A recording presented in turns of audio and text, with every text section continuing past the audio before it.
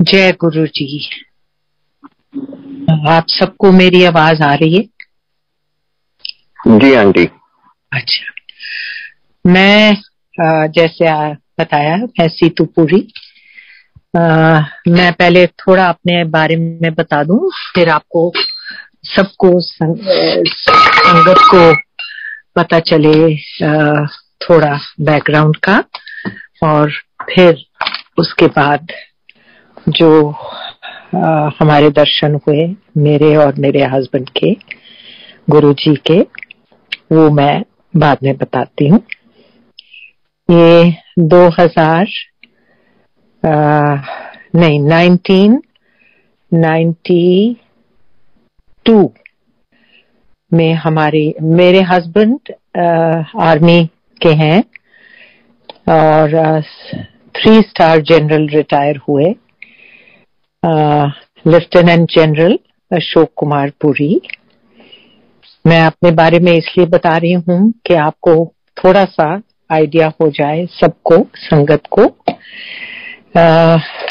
कि हमारी मुलाकात कैसे हुई, हमारे दर्शन कैसे हुए, और कैसे अब तक मैं गुरु जी के दर्शन भी करती हूँ और उनको मानती भी हूँ। तो मेरी ये बड़ी ऑनर की बात है, गर्व की बात है कि मैं आज आप सबसे बातचीत कर रही हूँ और आप संगत को अपने एक्सपीरियंस के बारे में बता सक रही हूँ। इसके लिए बहुत बहुत धन्यवाद। और बहुत ही गर्व की बात है कि मैं आप सबके साथ वर्चुअल मुलाकात हो रही है। तो ले चलती हूँ मैं 1992। हमारी पोस्टिंग हुई जलंधर, और जलंधर हम आए जनवरी के महीने में 1992 में। और जो मेरे हस्बैंड उस टाइम ब्रिगेडियर थे। Brigadier is 1 star general. और उस टाइम पे जो हमारे से पहले, मेरे हस्बैंड के पहले जो ब्रिगेडियर थे, वो उनकी पोस्टिंग कहीं और आ गई, और उनकी वाइफ ने मेरे को, मैं नाम नहीं लेना चाह रही हूँ, उन्होंने मेरे को बताया कि सीतू तुम यहाँ आई हो तो एक गुरु जी हैं, उन्होंने हमारे लिए बहुत कुछ किया है, तो कभी तुम्हारा दिल करे तो आप जरूर, या आप मानते हो तो आप जरूर जाके उनको मिलना। तो मैंने थोड़ा और पूछ लिया, मैंने कहा क्या, कैसे? तो कहने लगे उनके बेटे ने कोई 4 बार ट्राई किया यूएस जाने के लिए, ये फ्लाइंग ट्रेनिंग प्रोग्राम के लिए, और उनको हमेशा हर बार उदास होना पड़ा क्योंकि उनको परमिशन, वीजा नहीं मिला। और फिर वो गुरुजी के पास गए, और पता नहीं, जैसे कि जादू ही हो गया। और उसके बाद जब उनके बेटे ने अप्लाई किया, ये भी ब्रिगेडियर थे, तो एकदम से उनका वीजा थ्रू हो गया और उनका बेटा यूएस चला गया ट्रेनिंग के लिए। और वो इस बात से बहुत ही शुक्रगुजार थे कि गुरुजी ने उनके लिए ये जो असंभव लग रहा था, वो आराम से सारे काम उनके हो गए।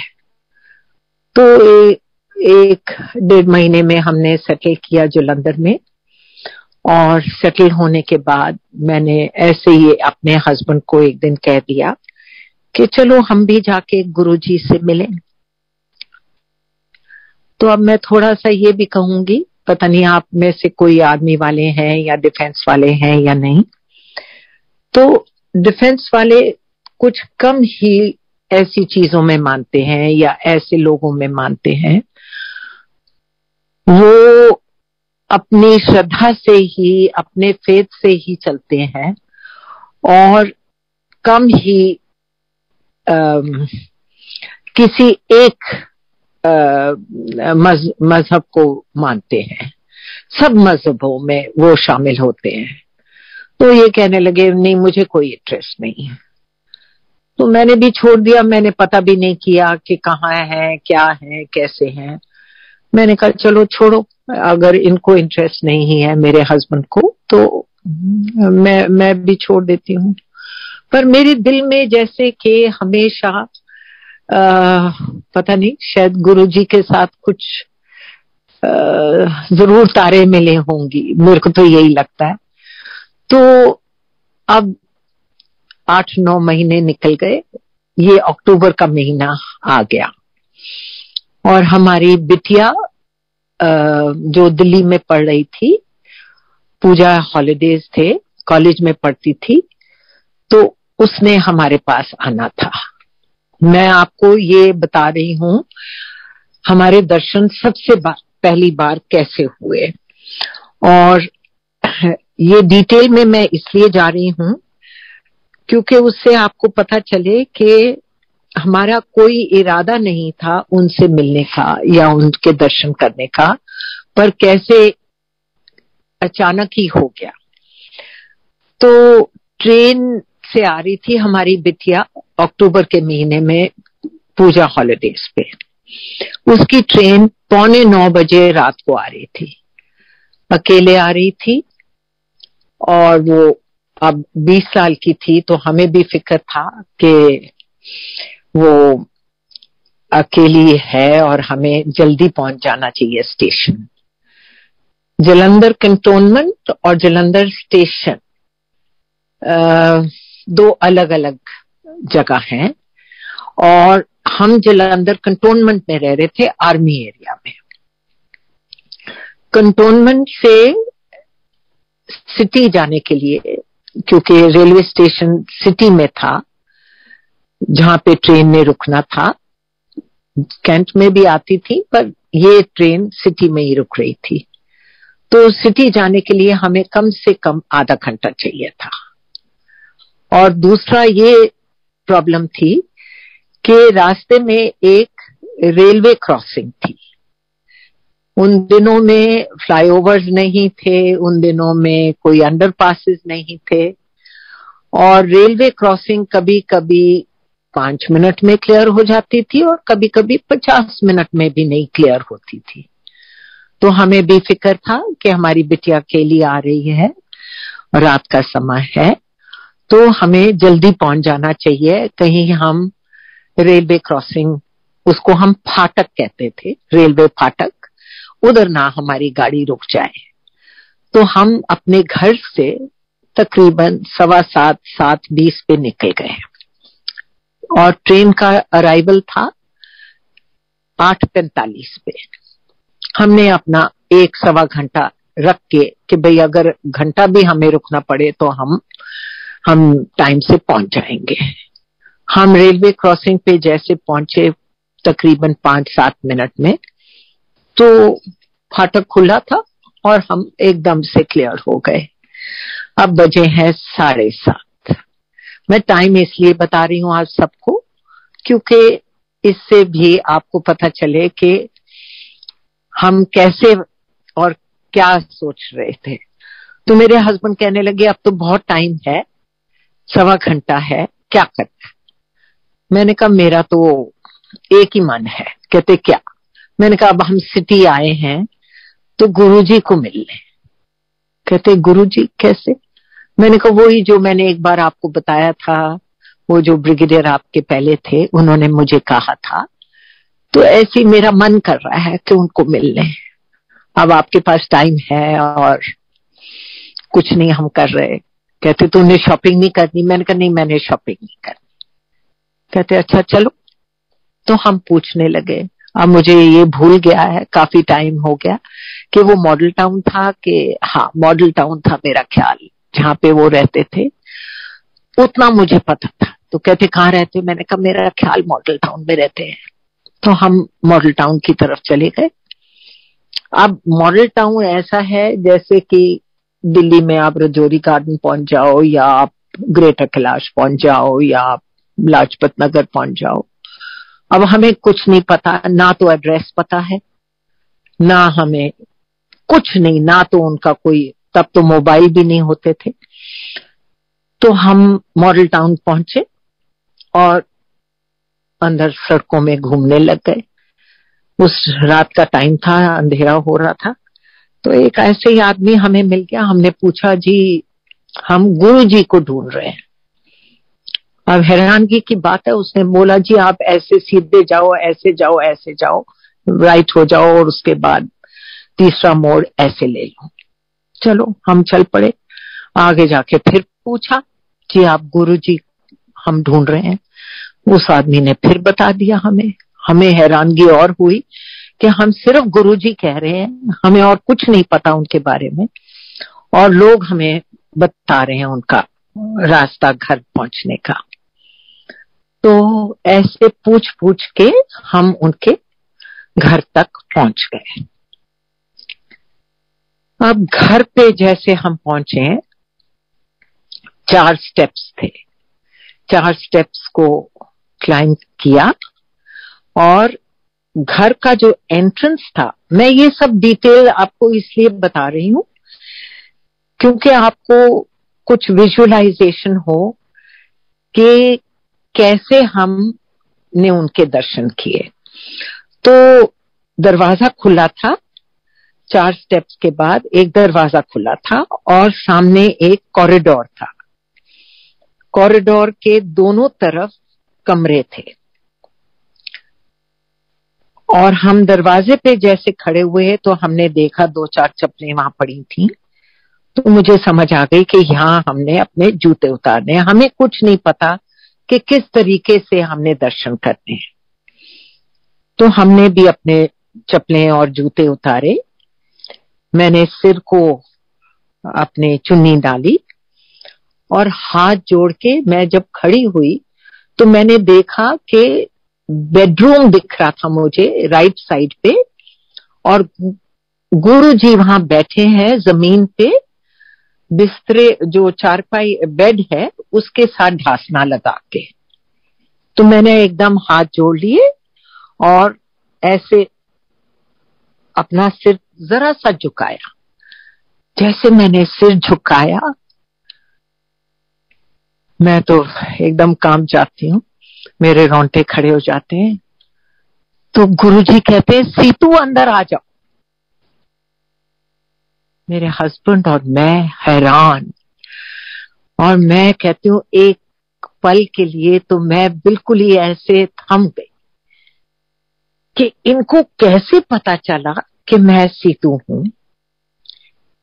ना तो हमने किसी से बात करी, ना तो कोई प्रोग्राम बनाया, ना तो किसी से कहा।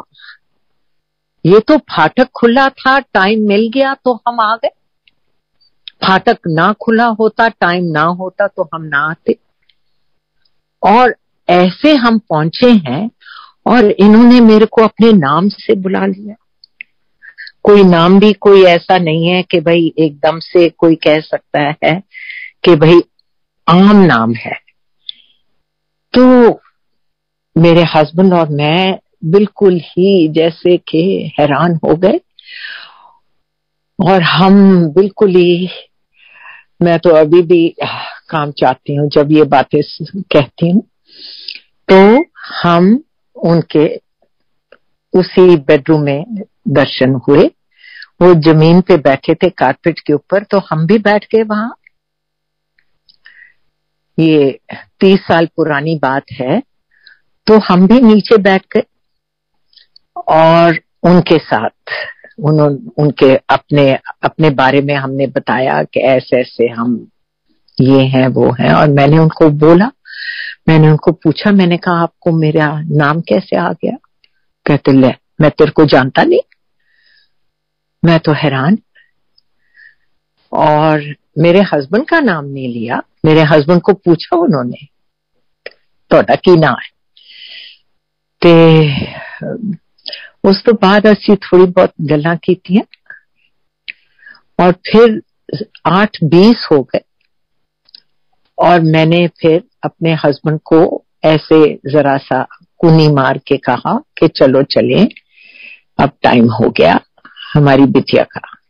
तो इन्होंने कहा गुरुजी हमारी बिटिया आ रही है तो हम चले। कहते कहाँ से आ रही? दिल्ली से आ रही है। कहाँ पे? स्टेशन पे आ रही है, ऐसे ऐसे ये ट्रेन है। कहते कितने बजे ट्रेन है? तो इन्होंने कहा 8:45 बजे ट्रेन है। कहते ट्रेन तो लेट है, बैठे रहो। 8:20 हो गया, हम बैठ गए चुप करके। और 5 मिनट के बाद मैंने कहा गुरुजी अब तो हमें जाने दो, हम चलें। कहते नहीं नहीं, मैंने कह दिया ट्रेन लेट है, बैठे रहो। फिर बैठ के 5 मिनट और, अब 8:30 हो गए, 8:35 हो गए। तो अब हमारे को बिल्कुल ही बेचैनी हो गई कि ये तो कह रहे हैं कि ट्रेन लेट है, पर अगर ट्रेन लेट ना हुई तो हमारी बिटिया तो घबरा जाएगी। तो हमने फिर उनसे कहा कि अब हम चलते हैं कि बिटिया अकेली आ रही है और बिल्कुल जलंधर पहली बार आ रही है तो हम लेट नहीं होना चाहते हैं। कहते अच्छा तुसी जाओ, पर ट्रेन तो लेट है और वो 9:15 बजे आएगी। ये भी उन्होंने कह दिया कि 9:15 बजे आएगी। तो हम निकले वहां से और इन्होंने बड़ी तेज रफ्तार से गाड़ी चलाई और हम स्टेशन पे 9:48 पे पहुंच गए। मैं टाइम आपको इसलिए बता रही हूँ, हमने कहा चलो 2 मिनट लेट है कोई बात नहीं, जैसे वो अपना सूटकेस निकाल के बाहर आएगी हम पहुंच जाएंगे। और हम प्लेटफॉर्म पे पहुंचते हैं तो कोई ट्रेन नहीं, कुछ नहीं। हमें बताया गया कि ट्रेन 15 मिनट लेट है, 9 बजे आ रही है। चलो हमने कहा ठीक है, हम वहां खड़े रहे। 9 बज गए, 9 के 9:05 हो गए और ट्रेन का कोई पता नहीं। 9:10 हो गए और फिर हमें कहते हैं कि ट्रेन अब आएगी, आने वाली है। ट्रेन पूरे 9:13 पे दूर से दिखाई दी और जैसे वो ट्रेन प्लेटफॉर्म पे आई 9:14 हो गया।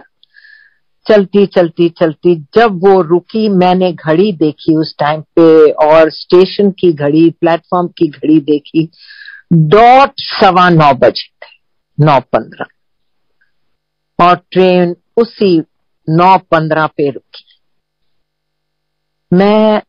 मैं इससे मेरा जो फेथ है कि ये गुरुजी ने तो कमाल ही कर दिया, कैसे बता दिया हमारे को कि 9:15 आएगी और 9:15 ऐसे टिच जाके ट्रेन रुकी।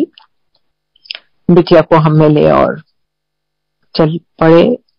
तो नेचुरली उसके बाद गुरुजी तो मैं कहती हूँ, मैं तो उनके बारे में कितना सोचती रही और मेरा जो फेथ है वो और बढ़ गया।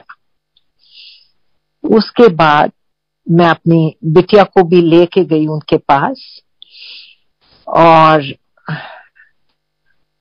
उन्होंने मेरे को एक बात कह दी। अभी अक्टूबर का महीना है, मेरे हस्बैंड की प्रमोशन के रिजल्ट्स आने थे दिसंबर में।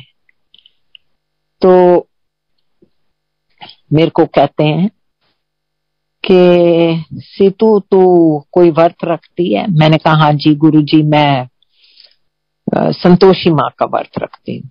कहते तू सोमवार का व्रत रख। मैंने कहा अच्छा जी, आप कहते हो तो मैं सोमवार का रखती हूँ। तो मैंने उस दिन से सोमवार का व्रत रखना शुरू कर दिया और अपना संतोषी माँ का भी रखती थी। फिर हमारी जो रेजिमेंट्स थी वहां पे, ये भी मैं बताना चाहूंगी कि एक लेडी थी कैप्टन की वाइफ, उसके 7 साल हो गए थे शादी को और उसने मेरे को एक दिन ऐसी कहा, मैंने ऐसी पता किया, हम लोग ना आपस में मिलते हैं, बातें करते हैं लेडीज क्लब में और वैसे, तो मुझे उनके कमांडिंग ऑफिसर ने बताया, उसकी वाइफ ने बताया कि इसको 7 साल हो गए हैं और इसको बच्चा नहीं हो रहा है। तो मैंने उसको कहा कि अच्छा मैं अगर आपको एक गुरुजी के पास ले जाऊं तो आप चलोगे? कहती हाँ जी, मैं कुछ भी करने को तैयार हूं। मैं उसको गुरुजी के पास ले गई और बिल्कुल ही आई थिंक 1 या 2 महीने बाद मेरे को खबर मिली कि she is pregnant and carrying, और बड़ी खुशी हुई मुझे। मैं 10 साल के बाद उसको जब मिली तो मुझे कहती है, मिलने आई, मेरे पैर पड़ गई और कहती है आपके कारण मुझे बेटा मिला। उसके बाद एक और लेडी थी, उसको भी ऐसे ही यही प्रॉब्लम थी और मैं उसको ले गई गुरुजी के पास। उसके साथ भी यही सक्सेस स्टोरी हुई। गुरुजी ने उनको ब्लेस किया जो भी अपनी, और उसको भी बच्चा ऐसे हो गया। फिर मेरा भाई और भाभी वो आए हमारे पास, उनको किसी ने बता दिया, हालांकि मैंने नहीं कभी बोला, उनको किसी ने बताया कि ऐसे ऐसे गुरुजी हैं यहाँ पे जलंधर में, और मेरी भाभी को MS था, MS इज मल्टीपल सिरोसिस। तो वो आई और कहती मैंने गुरुजी को मिलना, तो मैं उनको भी ले गई और वो आज तक, ये 92 की बात है, वो आज तक ठीक है। और मल्टीपल सिरोसिस उनको काफी बुरी तरीके से था, पर वो आज तक ठीक है और सब कुछ उसके साथ ठीक है। अब ये रही 92 की बात। मेरे हस्बैंड को प्रमोशन मिली इन दिसंबर, वो मेजर जनरल बन के दिल्ली आए। और मैं इसलिए बता रही हूं कि इसमें भी गुरुजी के जरूर श्रद्धा होगी, उन्होंने जरूर हमारे को ब्लेसिंग्स दी होंगी, क्योंकि कितने आई थिंक अबाउट 60 और 70 कोर्समेट्स होते हैं, उनमें से सिर्फ 5 जनों को मेजर जनरल का रैंक मिला। और हम दिल्ली आए। दिल्ली में बस ऐसे ही टाइम अपना निकाल के फिर बाकी भी हमारी पोस्टिंग्स हुई। और 97 में मेरे हस्बैंड लेफ्टिनेंट जनरल बन गए। 99 में हम दिल्ली आए पोस्टिंग पे। मेरे हस्बैंड आए डायरेक्टर जनरल बॉर्डर रोड्स के DGBR बन के। और ये किस्सा मैं इसलिए बता रही हूं क्योंकि उनका बर्थडे था 9 सितंबर को। तो ऐसे बर्थडे पार्टी पे हमने अब कुछ फ्रेंड्स बुलाए हुए थे, और हमारे कोई बड़े क्लोज फ्रेंड्स थे। उनकी वाइफ मेरे को कहने लगी, सीतू तुम दिल्ली में आई हुई हो और तुम गुरुजी को नहीं मिले। मैंने कहा गुरुजी कौन, कैसे? कहती वही गुरुजी, वो तुमको याद कर रहे थे। मैंने कहा जलंधर वाले गुरुजी? कहती हाँ, तुम गई क्यों नहीं मिलने? मैंने कहा तुम कैसे जानती हो? कहती मैं तो जाती रहती हूँ उधर। तो मैंने कहा वो दिल्ली में थोड़ी, वो तो जलंधर में है। कहती नहीं, वो तो दिल्ली में आए हुए हैं, यहाँ एम्पायर स्टेट बिल्डिंग में के पीछे उनका है वो। मैंने कहा अच्छा, मुझे तो पता ही नहीं। कहती वो तो तुमको याद कर रहे हैं। मैं हैरान कि मेरे को कैसे याद किया। कहती वो कह रहे थे कि उनकी पोस्टिंग दिल्ली आ गई है और वो मेरे को मिलने नहीं आई। ये 9 सितंबर है। 10 सितंबर मेरे हस्बैंड गए ऑफिस और इनको थोड़ी चेस्ट के ऊपर स्वेलिंग थी। इन्होंने डॉक्टर को दिखाया, डॉक्टर ने टेस्ट किए 10 सितंबर को, और 1 बजे मुझे डॉक्टर से फोन आता है कि your husband is diagnosed with breast cancer.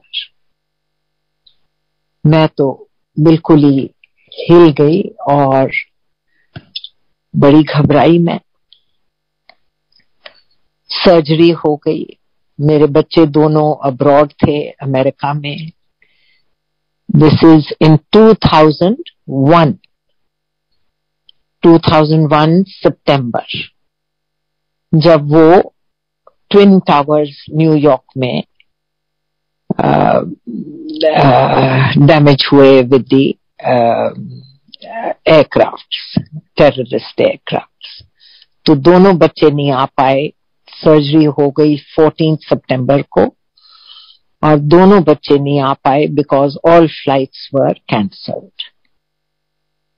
फिर मेरा बेटा आया जब फ्लाइट्स रिज्यूम हुई और मेरे दिल में ये था कि गुरुजी को जाके जरूर मिलना है, उन्होंने याद किया है।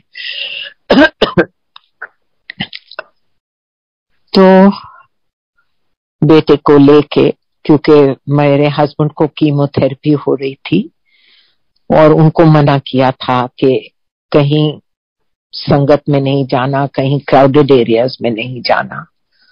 तो मैं बेटे को साथ में लिया। बेटा was also with the same thoughts जैसे मेरे हस्बैंड के थे। वो भी नेचुरली मॉडर्न डे टाइम्स जैसे बच्चे होते हैं। कहते मम्मा आप किस बातों में बिलीव करते हो? मैंने कहा चलो तो सही। कहते क्यों? मैंने कहा ठीक है बेटे, मेरा फेथ है, चलो। तो हम गए वहां पे। मैं भी वहां एम्पायर स्टेट बिल्डिंग में, मेरे को नहीं पता कहाँ रहते थे, वहां पे हम पहुंचे। तो उधर से पूछ के, तब तक तो उनकी काफी संगत बढ़ गई थी, तो हमें बता दिया और तब हम पूरी गाड़ी लेके उनके घर तक पहुंच गए जहां पे वो दर्शन दिया करते थे। जैसे मैंने उस घर में घुसी हूं, वो अपने कुर्सी पे बैठे थे। दूर से उन्होंने देखा मुझे। कहते सीतू अब तू आई है ना, तेरे को तकलीफ हुई है। मैं एकदम हैरान। मैंने कहा देखो इनको कैसे पता चल गया है सब कुछ। कहते तू कल ही क्यों आई है? फिर मैं उनके पास गई, मैंने प्रणाम किया उनको। मैंने कहा जी वो नहीं आ सकते हैं, वो उनको डॉक्टर ने मना किया है क्योंकि उनको कीमोथेरेपी हो रही है और उनको मना किया है कि भरी संगत में कहीं नहीं जाना। कहते अच्छा तू ऐसे कर, एक लोटा तांबे का ले आ और अच्छे से मांज के साफ करके बस तू वो ले आ। तो उस दिन मैं बैठी, हमें बोला प्रसाद खा के जाओ। सबको नहीं कहते थे, किसी किसी को कहते थे प्रसाद खा के जाओ। और वो मानी हुई बात थी कि वो पहचानते थे कि जो उनको मानते हैं और उन्हीं को वो कहते थे खा के जाओ। बाकी लोग आके माथा टेक के चले जाते थे, पर सबको नहीं वो कहते थे। ये मैं कह सकती। तो जब मुझे कहा कि आप प्रसाद खा के जाओ, तो मुझे वो बाकी लोग कहने लगे कि आप तो बड़े, पहली बार आपको देखा है और आपको इतना उन्होंने प्रसाद बोला है खा के जाओ। तो वहां पे खाने का तो भंडार हमेशा होता था, पूरा खाना खाया और फिर मैं आ गई। और फिर 2-3 दिन के बाद मैंने फिर वो अपना तांबे का जग लिया और लेके मैं उनके पास फिर से गई। तब मेरे बेटे ने फिर बोला मम्मा आप फिर जा रहे हो, क्यों? आप देखते हो कि वहां इतने बड़े बड़े लोग हैं, आप क्यों मानते हो उनको? वो सिर्फ बड़े लोगों को मानते हैं। मैं ये बात इसलिए कह रही हूं क्योंकि ये बात फिर जब मेरे बेटे ने कही तो मुझे थोड़ा सा लगा। तो मैं जब उनके पास गई, मैंने कहा ठीक है, मेरा उनके साथ पता नहीं कुछ जरूरी बड़ा ही कोई पर्सनल कनेक्शन होगा, क्योंकि जब मैं गई वो जग लेके तो जैसे उनके पास गई, कहते ऐथे बैठ जा। तो वो बैठे थे अपनी कुर्सी पे और मैं उनके पास कुर्सी के साथ ही नीचे बैठ गई और मेरे को कहते मेरे पैर घुट। तो मैंने पैर दबाए। जब मैं पैर दबा रही थी तो मैंने उनको पूछा, मैंने कहा अब तो मौका है, मैं पूछ लूं। मैंने कहा गुरुजी, मेरा बेटा कह रहा है कि आप सिर्फ जो लोग ऊंची ऊंची पदवी पे हैं उनको बुलाते हो।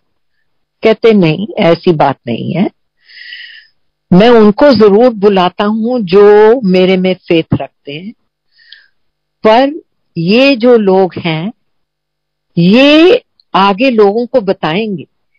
अब मैं इसमें फिर मैंने अपने बेटे को समझाया।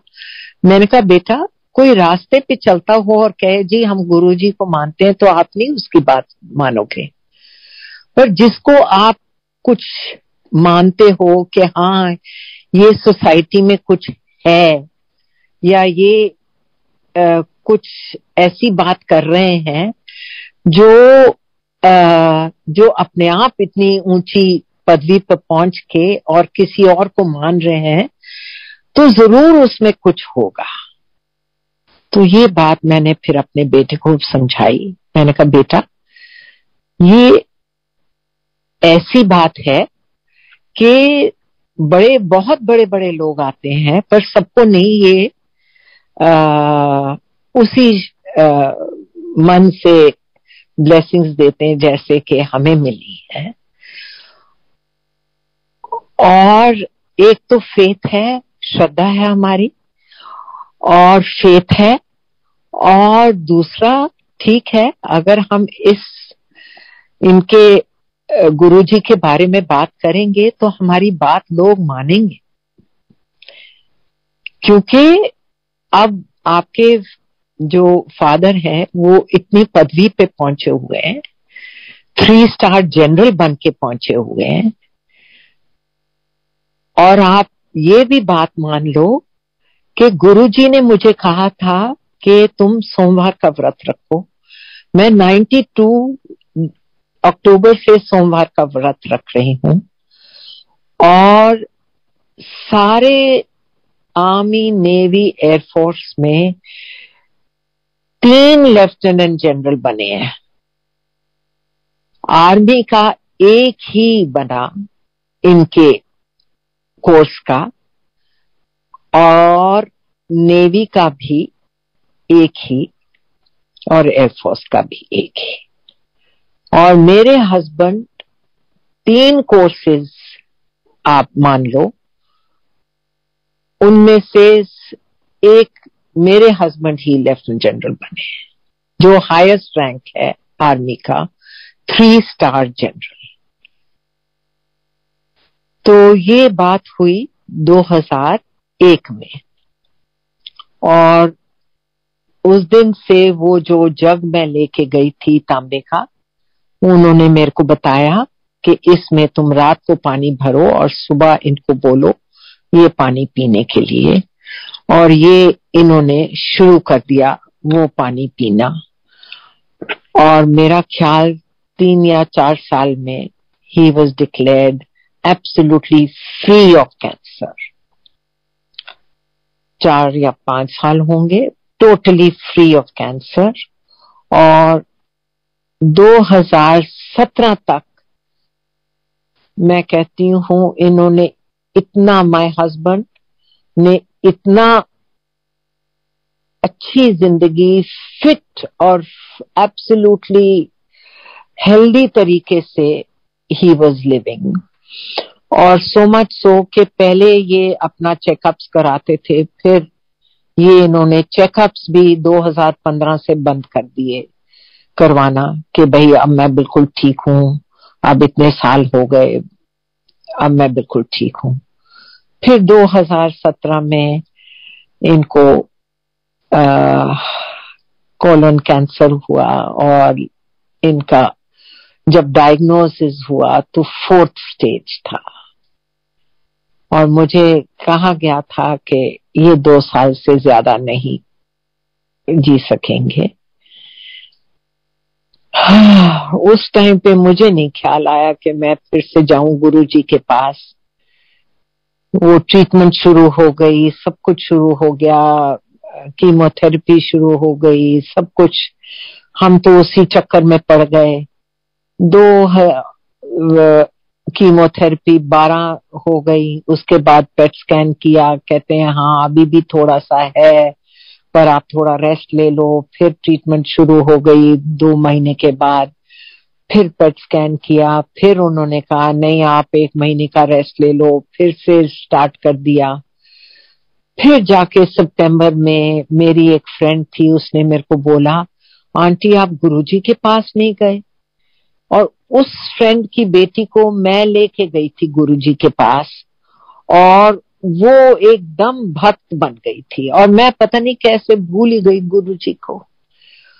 और उसने मेरे को कहा आंटी आप तो मुझे लेके गए थे गुरुजी के पास, आप अंकल के लिए क्यों नहीं जा रहे हो। तो मैंने फिर अपने हस्बैंड को कहा चलो चले। तो अब हमने सब तरीके देख लिए और सब डॉक्टरों ने कह दिया था कि 4th स्टेज में बड़ा मुश्किल है।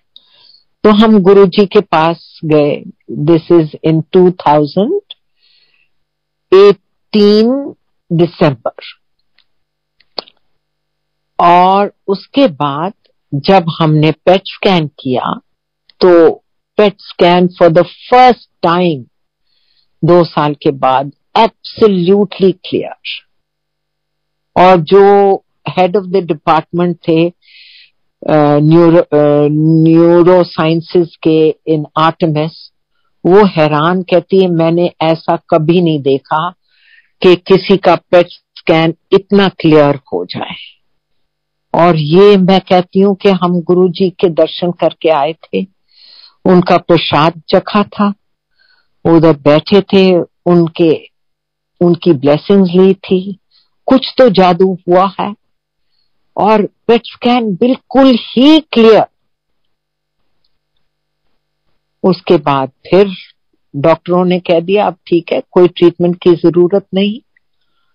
हमने भी लाइफ नॉर्मल लेना शुरू कर दिया। और मैं कहती हूँ फिर मैं भूल गई कि गुरुजी हैं और गुरुजी के पास जाना चाहिए। फिर हमने जब दोबारा 4 महीने के बाद पेट स्कैन किया तो फिर वो आ गया था। PET scan was not positive, it showed infection had spread again. बस उसके 8-10 महीने बाद मेरे हस्बैंड भगवान के पास चले गए। पर मैं ये कहना चाहती हूँ कि मेरा फेथ गुरुजी के साथ है और गुरुजी के पास है। और मेरे हस्बैंड को कोई तकलीफ नहीं हुई। He had a very comfortable time throughout his illness. Guruji ने उनको बुला लिया कि उनको तकलीफ ना हो। और मेरा ख्याल वो वहीं चले गए उनके पास 2019 में दिसंबर। he has gone to Guruji, gone to the Supreme Being. मैं आज तक हर रोज हर सुबह जब मैं प्रार्थना करती हूँ मैं तो गुरुजी को जरूर याद करती हूँ, उनको प्रणाम करती हूँ और उनसे यही दुआ करती हूँ कि बस आपका हाथ हमारे पे रहे।